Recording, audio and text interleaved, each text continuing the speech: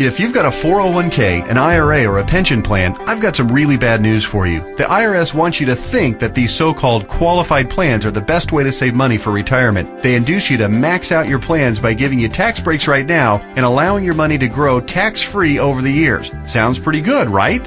Wrong. The fact is that putting money in your 401k or IRA is almost the worst thing you could do for your retirement, because you're going to be taxed out of your gourd when you finally retire and need the money the most. Then, when you die, guess what? The IRS will hit you with a double whammy. They'll tax your estate when you die, then they'll tax whatever is left again when it is inherited by your heirs. And on top of the tax problems, you'll also have to deal with market volatility that can kill your portfolio. Just think about 2001 and 2008. What if there were a way to avoid tax burdens at retirement, avoid portfolio-killing down years in the market, and virtually eliminate any worries you may have about outliving your money during retirement? On this video, I want to show you an IRS-approved class of tax-friendly retirement savings vehicles that beats the pants off your IRA, 401k, or pension plan. They've been around for years, are offered by the oldest, largest, and most financially stable institutions in the world, and allow your money to grow tax-free, just like your current qualified plan, but has zero taxes when the money is dispersed at retirement. Think about that for a minute. Zero taxes on your estate when you die, and zero taxes when the money is transferred to your heirs at death. Listen to that one more time. Zero taxes as your money grows, zero taxes when the money is distributed, and zero on your estate when you die, and zero taxes on the money inherited by your family. Zero. And here's the best part. Unlike your qualified plan, there is no risk that you will lose principal on the investment during a down market. If the market tanks like it did in 2008, your worst case scenario is no gain, but no loss either. What I'm talking about is a retirement savings vehicle that will help make sure you don't outlive your money during retirement. Are you intrigued? Well, you should be. I want to take a few minutes right now to share with you an important message about the best retirement savings vehicle you've never heard of. Let's start by talking about the IRS. They desperately want you to think that an IRA is the best way to grow your money for retirement. You know what? It's not even close. I'm talking about what the IRS calls qualified plans, IRAs, 401ks, pension plans, and so forth. Compared to traditional brokerage accounts where you'd normally buy stocks, bonds, and mutual funds, these qualified plans have some really good tax advantages. First, you can invest in a qualified plan with before tax dollars. Number two, you don't have to pay taxes on these gains every year like you do on regular stocks and mutual funds, so your money grows tax deferred. It's not taxed until you take the money out when you finally retire. That means you have more money working for you during those years leading up to retirement. Sounds pretty good, right? Well, yeah. Compared to a regular brokerage account, sure. But that's like saying a bicycle is the best mode of transportation going. Of course, a bike beats the heck out of walking, especially if you're trying to travel outside of your immediate neighborhood. But what if you're trying to travel across town or clear across the country? You might want to try a car. And what if you're trying to get overseas? Walking's out of the question. And that bicycle is pretty much worthless. You'd be much better off in a jet plane. So just to make sure you're following my analogy, a regular brokerage account is like walking, lots of tax problems. A qualified plan is like a bicycle or maybe even a beat-up old car. Better than walking, but not super helpful on extra long trips like, say, retirement. What I'm going to show you on this video is like having your very own top-of-the-line private jet, fully fueled and ready to go with your own personal pilot. Yeah, it's that much better. The key to really maximizing your retirement savings is to understand the difference between tax-deferred and tax-free. Under the IRS qualified plans that you probably have right now, your money is growing tax-deferred, which inherently means that it will be taxed at some point in the future. Guess when that point is? That's right, when you retire and need the money the most. You probably won't be working, tax rates will probably even be higher than they are now, and you won't have any IRS-friendly deductions for kids or mortgage interest if your house is paid off, which means that you'll be paying a huge percentage of what you take out to the IRS in taxes, which, of course, reduces the amount that you have to spend for living expenses and lifestyle. Here's another way to look at it. Uncle Sam is counting on you to pay more than your fair share of taxes when you retire. Think of how brilliant that is. Let's encourage people to contribute money by giving them a tax break now, then let that money grow tax deferred so we can get an even bigger chunk of taxes from them later. Hey, I'm all for paying my fair share of taxes, but I tell you what, giving the IRS a bare minimum of $33,000 for every $100,000 I withdraw from my qualified plan at retirement? Just plain ridiculous. Look, you've paid taxes and you'll continue to pay taxes for your entire working career. Let's keep the government's hands out of our wallets at retirement, okay? For the record, that $33,000 out of every $100,000 you withdraw isn't a worst case scenario either. You realize that, don't you? With the probability that tax rates will rise, it's probably actually a best case scenario. Any right-thinking person can see that the tax rate of 40 or 50% isn't out of the question 15 or 20 years down the road. So, let's talk about this so-called jet plane of retirement savings vehicles. You know, the one that beats the pants off a regular brokerage account or qualified plan. Before I tell you exactly what it is, let me show you some of the major advantages it holds. First, tax-free accumulation. Just like a qualified plan and way better than a brokerage account, your money grows year after year without having to pay taxes on the annual gains. Compound interest can then work its magic, which allows your money to grow bigger and faster. We don't need to have a discussion about compound interest, do we? If you're not familiar, just go to Google and type "the greatest miracle of growing money ever known to mankind" and find out about the greatness of compound interest. Second, tax-free distribution. Here's where your current qualified plan starts to look really bad. When you hop on board the jet plane of retirement savings vehicles, your money not only grows tax-free, but you can also actually distribute the money at retirement tax-free. That means that on the same $100,000 distribution I just talked about, you keep all of it, regardless of the then current tax rate. 30% tax rate? You won't care. You'll pay no taxes. 40 or 50% tax rate? Let everyone else worry about that. Your retirement savings can be used tax-free. $100,000 means $100,000 to spend, not $67,000 or less. Which do you prefer? Third, tax-free transfer. With a qualified plan or with a regular brokerage account, your money will likely be taxed twice when you pass away. Once on the amount left in the account when you die, and then again when your heirs receive the leftovers as income. Great for the IRS, horrible for your estate. The jet plane of retirement savings vehicle lands smoothly here too. Transfer tax laws are, however, fairly complicated and there's some exceptions and some limitations. So ask the qualified advisor who gave you this video to discuss your situation with you. Fourth, no risk of loss of principal. Remember when the stock market lost over half its value in less than 18 months starting in October 2007? Of course you do, because your portfolio probably lost half its value or more during that same time too. Did you start having nightmares about being 82 years old and still working part-time at Walmart just to keep food on the table? Your qualified plan has no way to protect you from that kind of market volatility and downside losses. Ouch! Not true with the jet plane of retirement savings vehicles. The principal in the account never loses altitude. When structured properly, there's no chance it will lose any principal. Not a dime. Not a penny. Nothing. If you'd been on board with this in October 2007, your portfolio would probably look a whole lot prettier right now. I'll explain why and how in just a minute. Fifth, dramatically reduce the chance of outliving your money during retirement. Survey after survey show that baby boomers' number one fear about retirement is outliving their money. And hey, you know what? That's a perfectly reasonable fear if you ask me. If you have $1 million saved and you retire at age 65, that's pretty good if you only plan on living until you're, say, 70 or 75 and if you don't have any significant medical issues. But how do you stretch $1 million or whatever amount you end up having saved by the time you retire for 15 or 20 or 30 years, especially given the increase in cost of living and the likelihood of needing specialized care if you do end up living into your late 80s or 90s?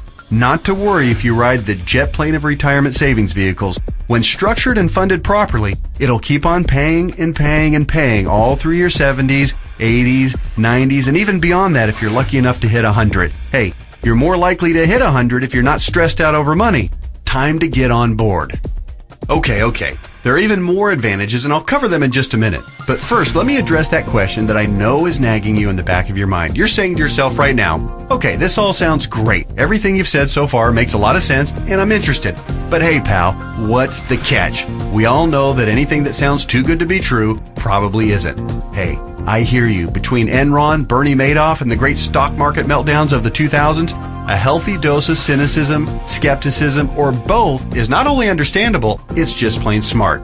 I'll tell you what the catch is, and trust me, it's more like 6 seconds of turbulence on your 6-hour flight to Hawaii on your personal jet plane then a catch. But first, a quick reality check. Just because you've never heard of this before doesn't mean that it doesn't exist, doesn't mean that hundreds of thousands of people aren't already using it, and doesn't mean that all of the advantages that I've talked about aren't absolutely real and sitting there just waiting for you. So, here's the 6 seconds of turbulence catch.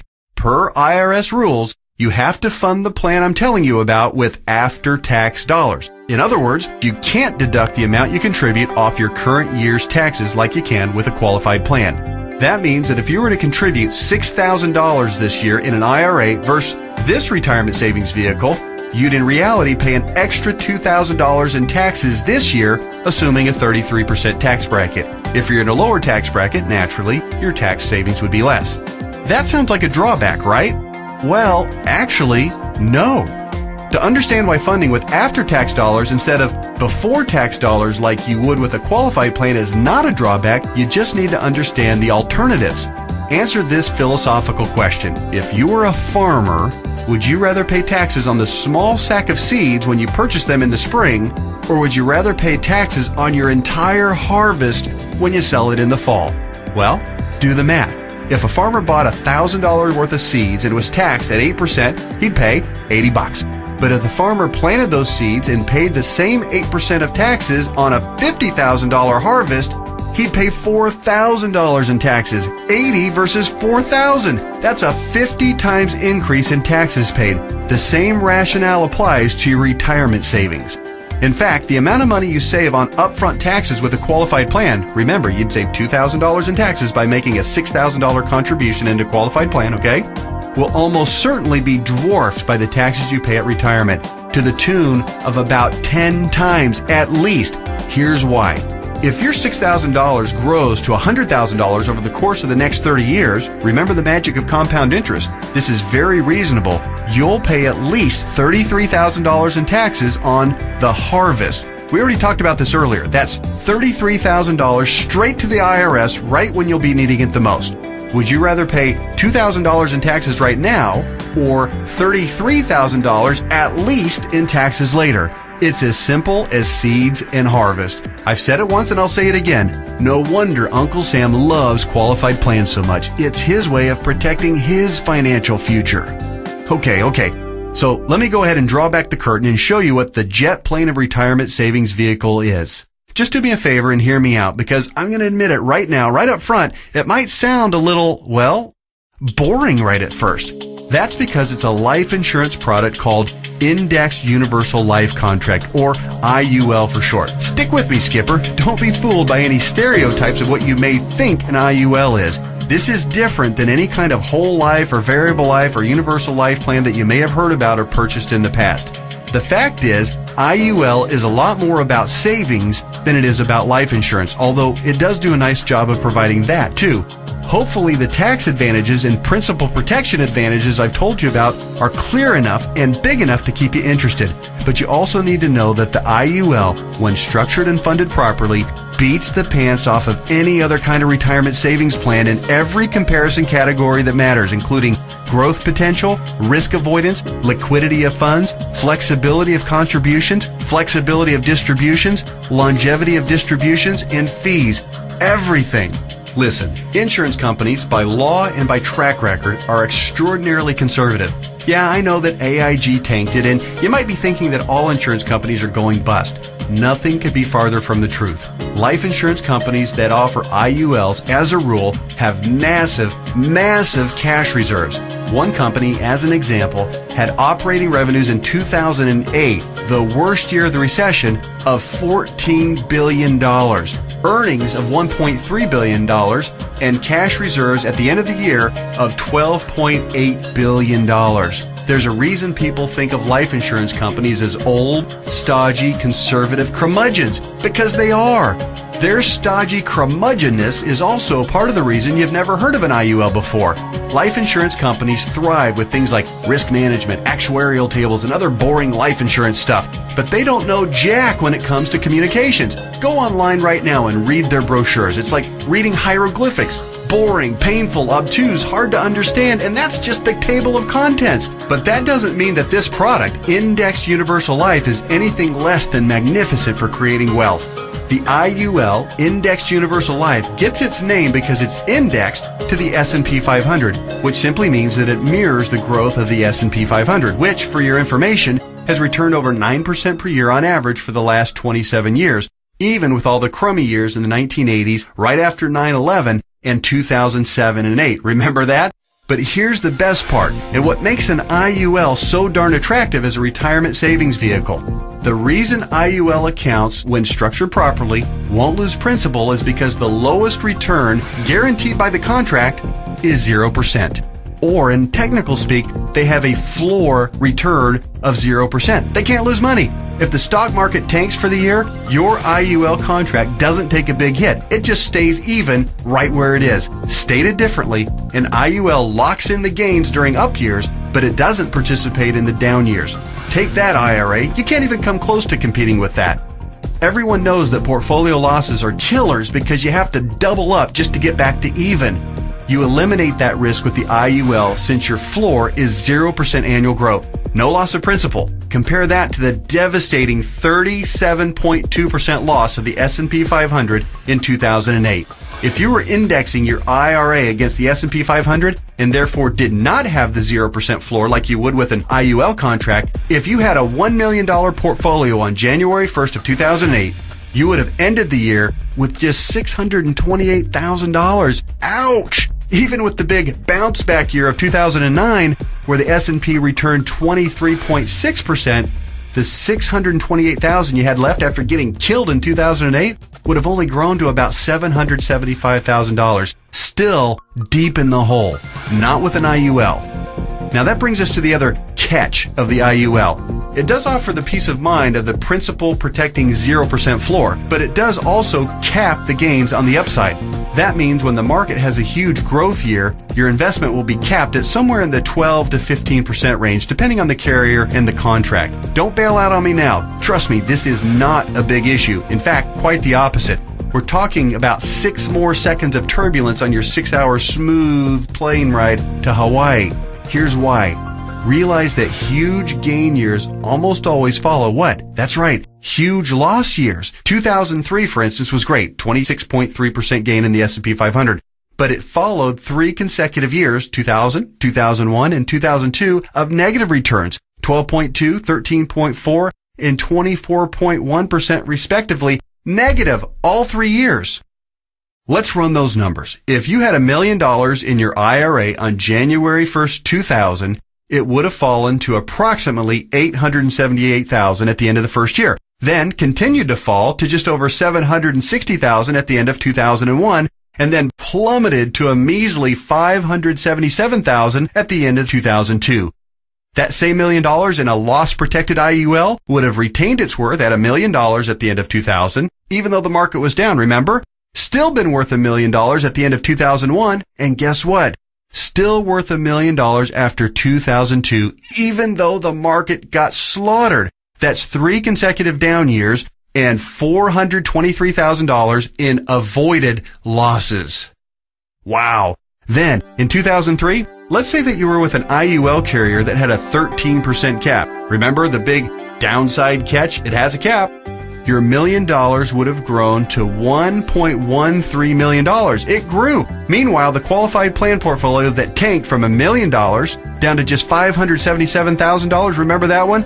It would have gotten the full benefit of the 26.3% market gain, not a 13% cap like our IUL contract. Yay! But let me ask you this. Would you rather add 13% to $1 million or 26% to $577,000? 26% added to $577,000 only brings the account up to about $728,000. Again, compared to $1.13 million. This is a no-brainer. At the end of the 4-year cycle, you would have been ahead by over $400,000 with an IUL. This is real money in a worst-case scenario. The only way a qualified plan could possibly do better is if the S&P were to go up unfettered by over 15% per year for 5 or 10 consecutive years with 0 negative years. Do you really think that's going to happen? And even in the 1 in a million chance that it did, get ready to pay the tax man when you retire. I know these numbers can start to be a bit mind-numbing, but they're so critical for you to understand so you can see how to avoid getting crushed financially when you retire. don't be afraid to rewind the video and watch that last section or the entire video again. I want to continue with the examples just a little bit further. We stopped our examples at the end of 2003. Remember, the IUL account that started with $1 million had weathered the storm and grown to $1.13 million. The IRA account hadn't done so well and had managed to eke back to $728,000, but only after a really strong 2003. Now, let's look at what happened in 2004, 5, 6, and 7. The S&P gained, in this order, 7.2, 1.2, 12.8, and 1.2% in those 4 years. Your IUL account, since it's indexed to the S&P 500, and since all of the gains were between the 0% floor, remember that, and the 13% cap, your IUL would have taken all of those same gains, 7.2, 1.2, 12.8, and 1.2%. That would take your $1.13 million account right to around $1.4 million by the end of 2007. Pretty good, right? Then, when the S&P got shellacked to the tune of 37% loss in 2008, since the lowest return your IUL account can get is 0%, guess what? The IUL account would have held steady at $1.4 million. No loss. Nice, isn't it? On the other hand, the IRA account would have grown from $728,000 to about $900,000 during those 4 good years, still down by $100,000 since 2000, just in time to get crushed clear back down to $565,000 at the end of 2008. What would you rather have going into 2009? $565,000 or $1.4 million? This isn't a retirement savings vehicle for the ultra-conservative. It's a retirement savings vehicle for the ultra-intelligent.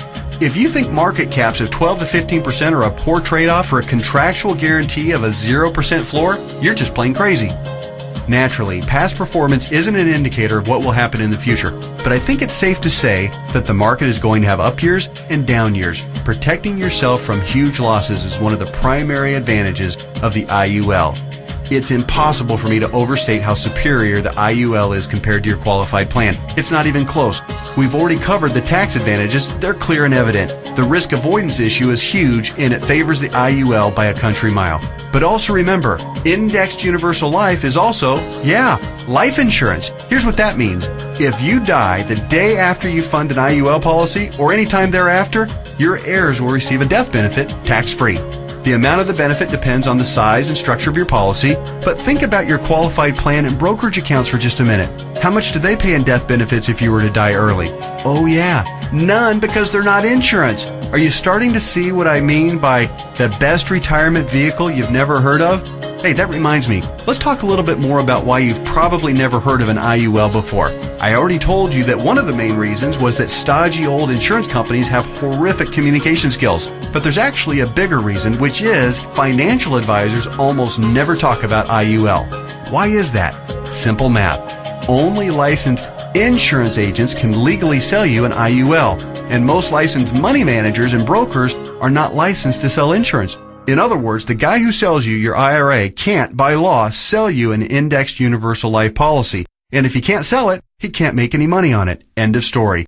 Your financial planner's motivation is to get you signed up for an IRA or 401k and then make money on you for life as your investment grows. They don't care about your future tax burden. Why should they? Seriously, call your investment advisor on the phone right now and ask about an IUL. Chances are 99% he or she has never even heard of it. And if they have zero working knowledge of how or why it works. How would they know? They don't know insurance products. They like to think they have a corner on the market of helping people save enough money to retire, but they don't. They're selling skateboards, bicycles, or roller skates and pretending like the big, shiny private jet doesn't even exist. The fact is, the IUL is the best possible wealth accumulation vehicle for your retirement. For most people and in most situations, it simply cannot be beat for tax advantages, safety, growth potential, liquidity, and flexibility. All right, just one more quick topic, and then we'll let your licensed insurance professional take over and discuss all the fine point details as they relate to your specific situation. And that topic is the logistics of how the IUL works. It works like a life insurance policy in the sense that you make monthly or annual contributions into your account. You will work with your advisor to determine what the optimal amount is for your situation. It'll vary depending on how many years you have left until retirement, your financial goals for retirement, and your current financial ability. The money you contribute to an IUL, like we've discussed at length, will continue to grow tax-free. Unlike a qualified plan account, you may have access to your money at any time you want or need it without a penalty before or after you retire. That's what's called flexibility. When you do pass away, the balance of the account will be passed to your heirs tax-free, just like with any other life insurance policy. The IUL really does offer the absolute best of all possible scenarios. It's tax-friendly, it's safer than safe, and it gives you flexible access to your money. The next step is yours. You simply need to meet with a licensed insurance professional who gave you this video and discuss your particular situation. He or she will answer all of your questions, I'm sure you have several, and discuss all of your options. You may want to consider watching this video again, this time with a pen and paper handy to jot down any notes or questions you may have. Like anything else worthwhile, there are plenty of details to be covered and there's a bit of a learning curve. But whatever you do, don't do nothing. There's too much at stake. Don't fall prey to what I call the law of diminishing intent. You know what I mean. You intend to make the call and learn more, but you get overwhelmed with 1,000 little urgencies of life and you look up and a few months or even a few years have passed and you haven't done anything. So take one action right now. Set an appointment to meet with the insurance professional who gave you this video. That's it. Do that one thing right now and take a closer look at the jet plane of retirement savings vehicle, Indexed Universal Life. You'll be glad you did.